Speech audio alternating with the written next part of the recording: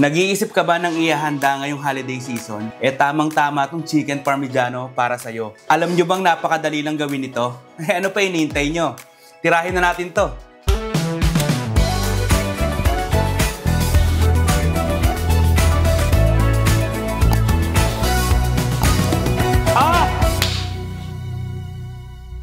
Guys, madali lang tong recipe ng chicken parmigiano natin ha. Ito lang yung mga ingredients na kailangan nyo. Parang ano lang din to yung chicken katsu, kaso lalagyan lang natin ng marinara sauce sa dulo. Ito lang yung mga ginamit kong ingredients guys. I-post nyo na lang kung gusto nyo. Tapos haluin nyo lang maigi.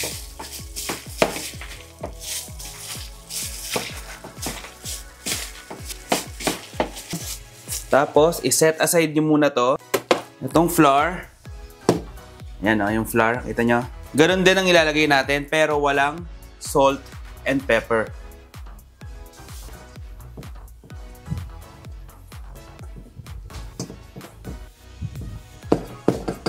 Set aside nyo muna. 3 eggs.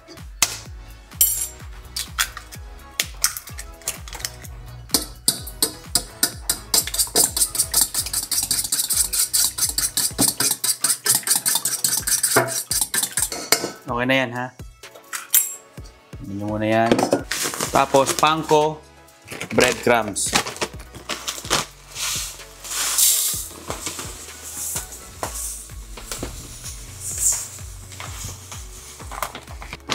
That's it. Yan lang ang kailangan nyo guys. Kapag mainit na yung mantika nyo guys, naka medium heat ako dito ha. I-set up na natin tong ating chicken thigh. Yan. Coat nyo lang maigi.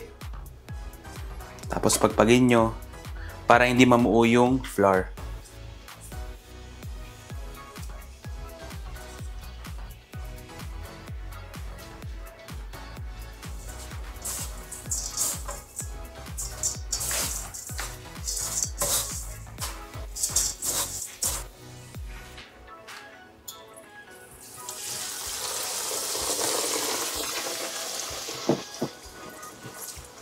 Mga ano lang siguro to, 2 to 3 minutes bawat side.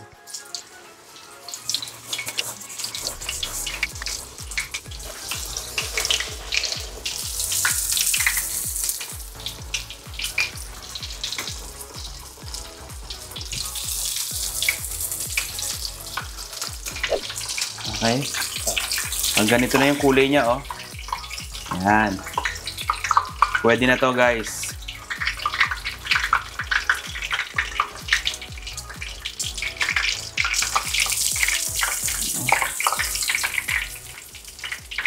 Tingnan nyo naman, oh. Napakabango.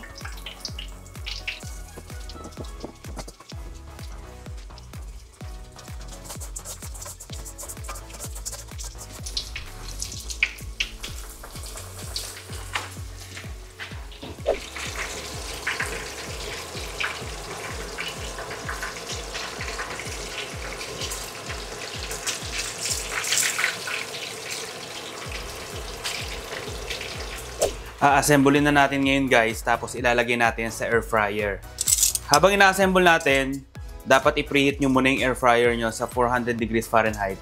At mga 5 to 10 minutes lang. So, 5 lang muna. Kung wala kayong air fryer guys, pwede nyo rin namang i-oven to. Ganon din, 400 degrees Fahrenheit, tapos 10 minutes lang ha. 10 minutes yun lang lulutuin to sa oven at saka sa air fryer. Ang gamit ko nga pala dito kasi tamad ako, eto. Ha?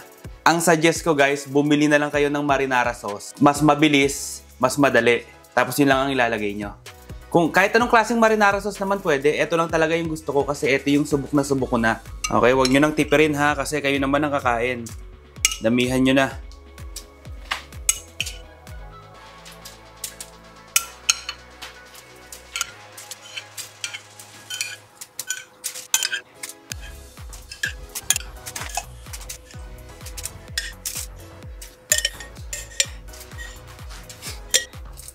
Tapos, usually, ang ginagamit dito, mozzarella cheese. Wala ako noon, kaya ito na lang ginamit ko. Double cheddar. Kung ano yung trip yung cheese na gamitin, di yun ang ilagay nyo. Kaya naman ang kakain. Damihan nyo rin. Sarap to, maraming cheese.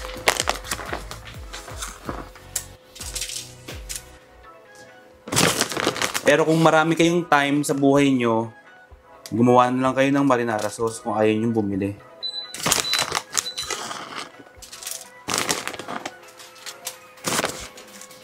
Tapos ilagay nyo lang sa air fryer.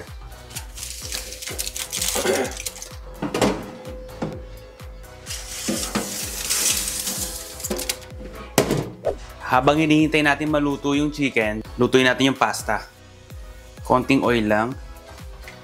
Tapos ilagay nyo yung natirang marinara sauce.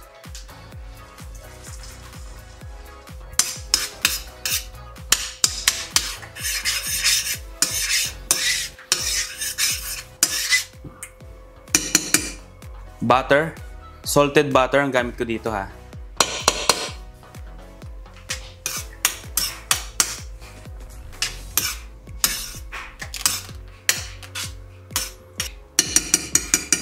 Freshly chopped basil. Konti lang. Tapos ilagay nyo na yung pasta nyo.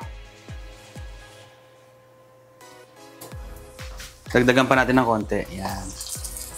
Hindi ko na pala, guys, pinakita kung paano magluto ng pasta ha. Kasi sigurado ako, alam nyo na yon. Alam nyo na kung paano magluto ng pasta.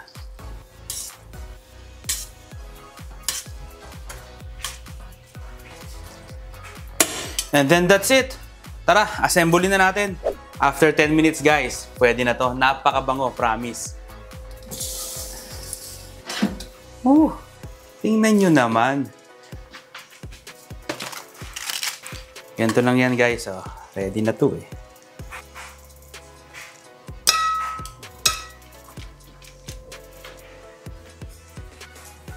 Tingnan nyo naman, oh. Uy, hulog pa. Ayos.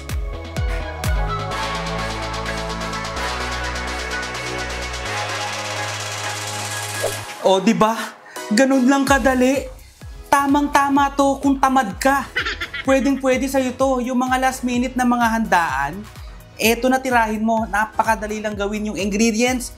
Basic na basic lang. Eh, ano pa hinintay nyo? Tirahin na natin to. Yan naman.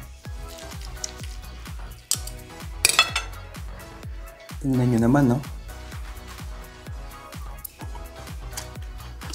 Po, grabe. Alam nyo, ang sarap. Napakasarap, promise. Ibang level to.